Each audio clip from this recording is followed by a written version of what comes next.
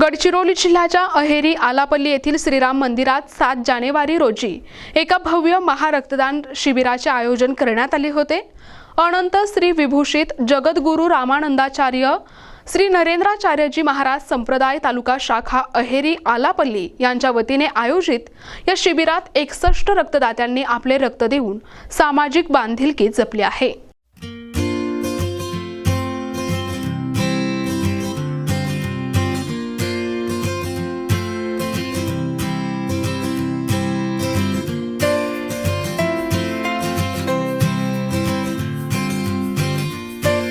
जगद्गुरु नरेंद्राचार्यजी महाराज संप्रदायाने आध्यात्मिक कार्यासोबतच सामाजिक कार्याचा वारसा पुढे चालवत हे शिबिर आयोजित केले। यामध्ये अहेरी प्राणहिता येथील केंद्रीय राखीव पोलीस फोर्स बटालियनचे जवान, विविध सामाजिक संघटनांचे कार्यकर्ते, तरुण आणि तरुणींनी मोठ्या संख्येने सहभाग नोंदवला। या कार्यक्रमाचे उद्घाटन सीआरपीएफचे मेडिकल कमांडंट ऑफिसर डॉक्टर दीपमोहन यांच्या हस्ते झाले, तर अध्यक्षस्थानी अहेरीचे पोलीस निरीक्षक हर्षल एकरे होते।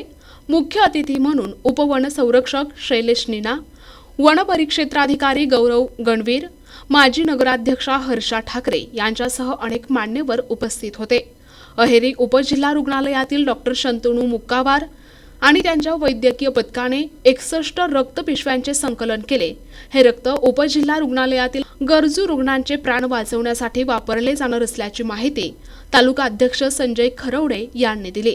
रवींद्र ठाकरे यांनी कार्यक्रमाचे संचालन केले, तर रेणू टिचकुले यांनी उपस्थितांचे आभार मानले।